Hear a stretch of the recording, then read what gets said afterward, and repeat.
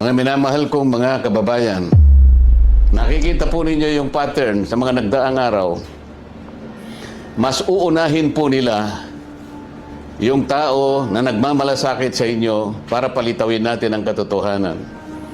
Ngunit yung taong nasa likod ng lahat ng kasalanan ito ng pagnanakaw, hanggang ngayon ay wala pa po silang ginagawang pag-uusig.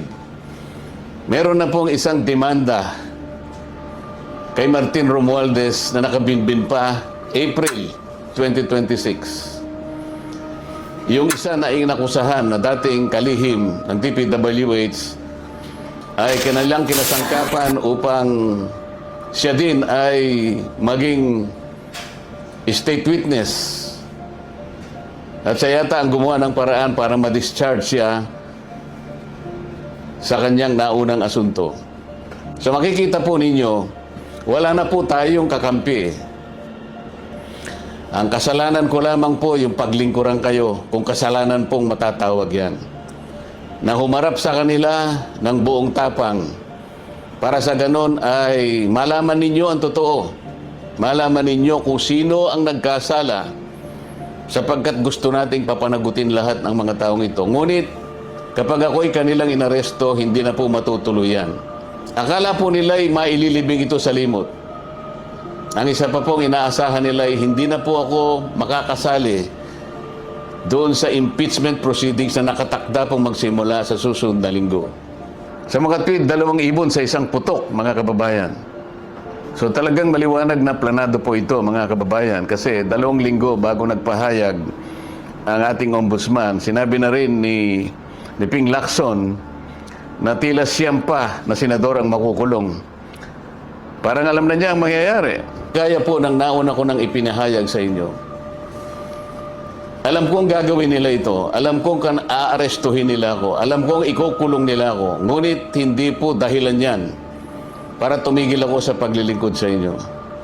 Kasi po iisa lang ang paraan ko upang paglingkuran ng taong bayan dahil sa pagtitiwalang ibinigay nyo sa akin. Malit na bagay po ang sakripisyo na aking haharapin. Kung ang katumbas po nito ay maipakita natin ang kahalagahan ninyo bilang mamamayan ng ating bansa. Kahit po sa mahirap na kalagayan natin ito, mga kababayan, pinakikiusap ko sa inyong lahat, huwag po tayong pumayag na basta-basta na lang nila baluktutin ang katwiran. Alam ko po ang promotor nito ay ang ating ombudsman sapagkat nung kami po ay nagtatalo-talo sa bulwagan ng Senado, isa sa amin ang nagsabi na sometimes we have to bend the law. At sumagot po yung ombudsman nang tinanong siya kung tama ang kanyang sinabi. Alam na po ninyo kung yung sinagot niya. Yes, sir. Huwag po tayong pumayag na gano'n ang mangyari. Kahit ano pong mangyari, ilaban po natin ang katwiran. Dahil ang katwiran po ang magpapalaya sa atin. Ito ang magbibigay sa atin ng tagumpay bilang mamamayan at bilang isang bansa. Naniniwala po kasi ako na kahit sa anong laban, lalo na po yung laban na para sa interes ng ating bansa, kinakasihan po tayo ng ating Panginoong Diyos. At hindi siya papayag na magtatagumpay ang nagbabaluktot ng katwiran. Kailanman ang kasamaan, mga kababayan, ay hindi po magtatagumpay.